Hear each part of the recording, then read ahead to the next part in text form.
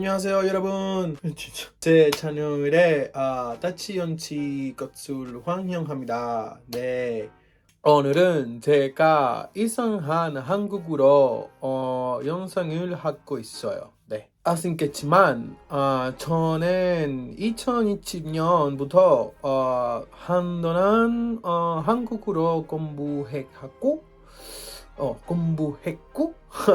지금은 세션 한당에서 산산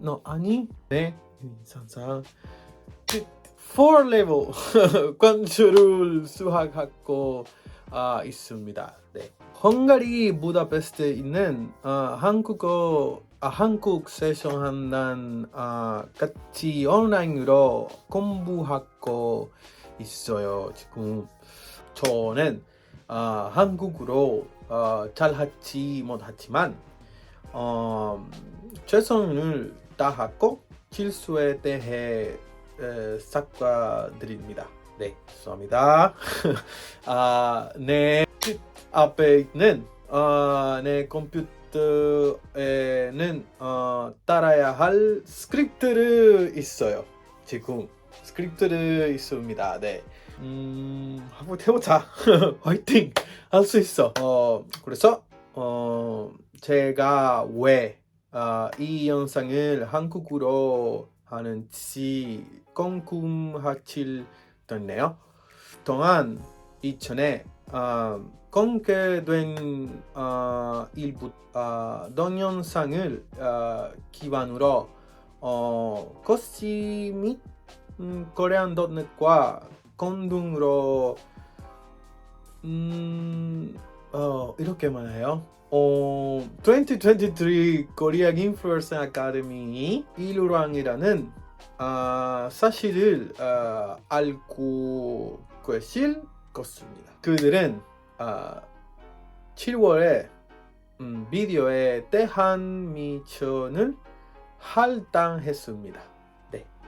우리는 오늘을 배우는 연청에 대해 이야기해야 하고 비디오의 전체 소개를 한국어로 하는 것이 좋은 생각이라고 생각했습니다. 그런데 지금은 좋은 생각이 아니었을 수도 있습니다. 네. 한국어로 파트 끝.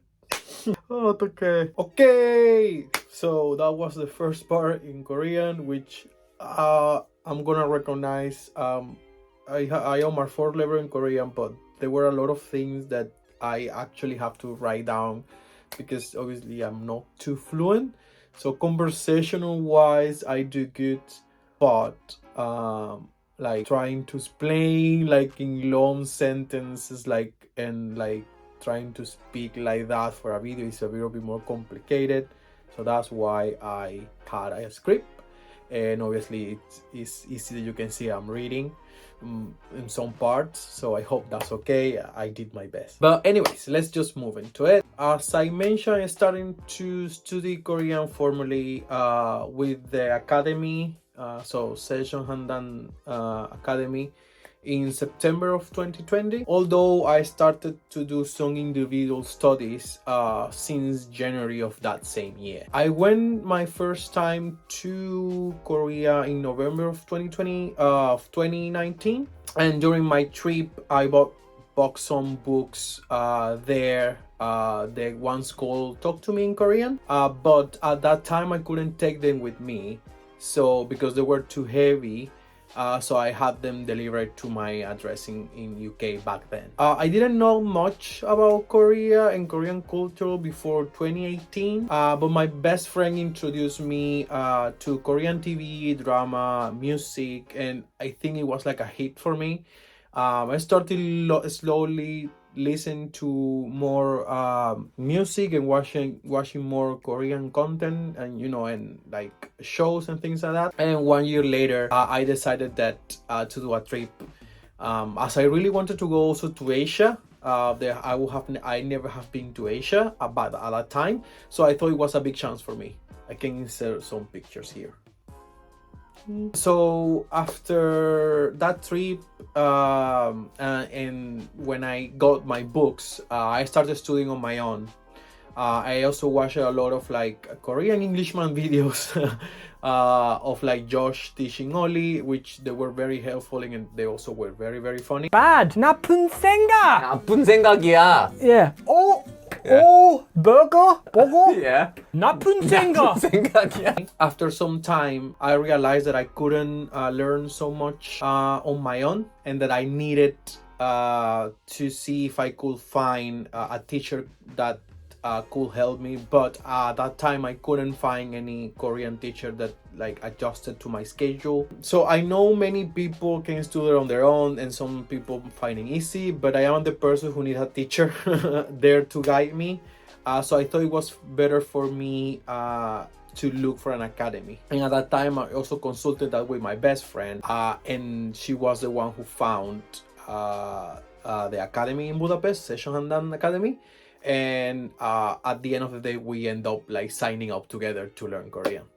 Because it was during the pandemic, and obviously it was Session Handan in Budapest, we were able to do it online, and that's why me living in UK, I could sign up for that specific one. I have learned a lot since then, but of course, as I mentioned, this video is scripted because I don't think I am like on the level of him to be able to talk like that so freely. So, you know, I need all the help that I can get, and I hope that's okay. So the idea of the video is that since I've been studying for some time, I think I can give you some advice from my perspective on how to study that language and what works for me. So I'm gonna give you some tips, and hopefully this can help you out. I'm gonna try to show a few things here and there. But yeah, let's just do this. My first advice, and this is something that it might be difficult for some people to do, is that do not romanize or learn romanizing words on the language. So it will be then very difficult to change that. And the sounds are very ambiguous to be compared with sounds on a different alphabet. It is better to start just learning the sounds and practice rather than putting, you know, the sounds in Roman letters and trying to learn that way. So like with Romanize, you mean when you write like the Korean word, how it will sound with the Roman letters or the Roman alphabet, and learn it that way is a little bit more difficult to do that. For me, I think it's a little bit more difficult. It can be then more difficult for you to change from that way to the actual like just reading everything in the Korean alphabet. Number two, try to find a reason for learning the language. It can be any reason, like having a specific reason or goal, I think can help you move forward. For example, you want to be able to watch Korean TV shows like without subtitles, or want to be able to communicate freely, or maybe you have a favorite, like, I don't know, you like Idol Radio, for example, and you want to be able to listen program without having to have subtitles. That is a goal, and like that is a reason, a good reason for you to be to want to learn the language, and that will give you like, you know, encouragement. Number three, so I personally prefer to have a book, a physical book, to take notes, and I do take notes as I am like listening to the class, although you can also have that material provided to you online. And what I will suggest is that try to take notes of like the actual words and things that you don't understand rather than the grammar, because you should have the material now, and then after that you can refer to the material and like try to look for the words you didn't understand, and then, you know, try to now pair it up with the grammar that you just learned. It's better for you to pay attention to the grammar as it's being explained, and do not take too many notes if you don't feel like you need to, like maybe a little bits and tips. But if you are trying to take too many notes whilst they are explaining the grammar, it's going to be a little bit more difficult for you to, for you to try to get all that information in. So for example, I used my iPad in the last course and I took so many notes, and it should have helped me to pass, but surprise, surprise, my last test I failed, and it was all my fault. But yeah, so I have my iPad, and like I will be showing it right here. So I have my iPad with, like, I bought the book online, so I have the PDF, and I was able to take notes. So that was very useful for me when I was studying. So I think I'm gonna be doing that from now on. Number 4, if you have the opportunity, try to talk and write in Korean with your friends or other people to practice. If there are applications that can help you with that, like I Talk, that's one. Or you can just do the same with your classmates if you are in the course. So try to practice the Korean a lot. Number 5, consume a lot of content in Korean and set the subtitles so you can start recognizing the words. So it's very useful if you can put the words in of the grammar that you just learned into context. So you can set up to have English subtitles and Korean subtitles, or if you are listening an English show, you can put the Korean subtitle. If you're listening a Korean show, you can put the English subtitle, so you can start to learn and compare that. And when you start to recognize grammar and things like that, that's when you know you're doing a good job, because you can start putting those into context. And I guess the most important one, but finally, do it at your own pace. Don't be discouraged really if you see other people understanding the language faster or being better, quicker than you.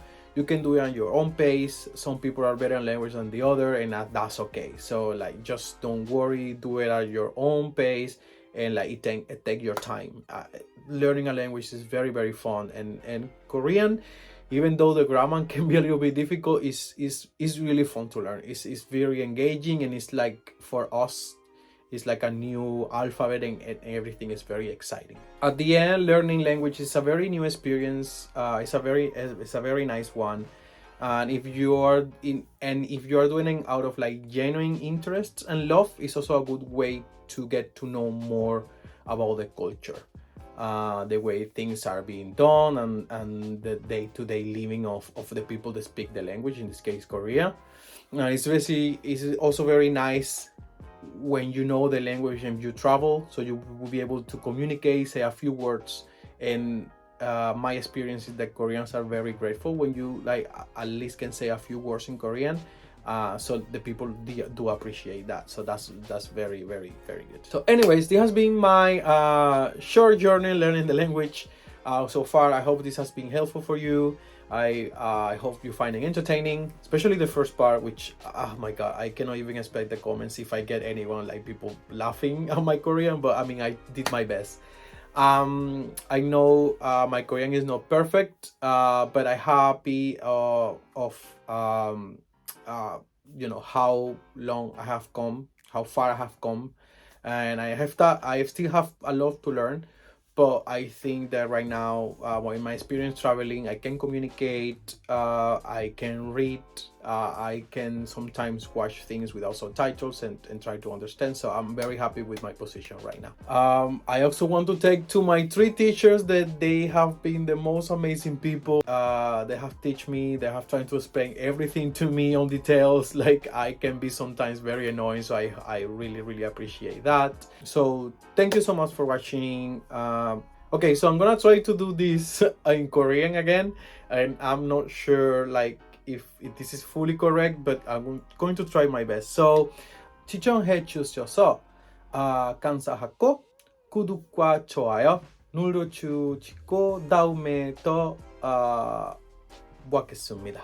오늘은 여기까지. 안녕하세요.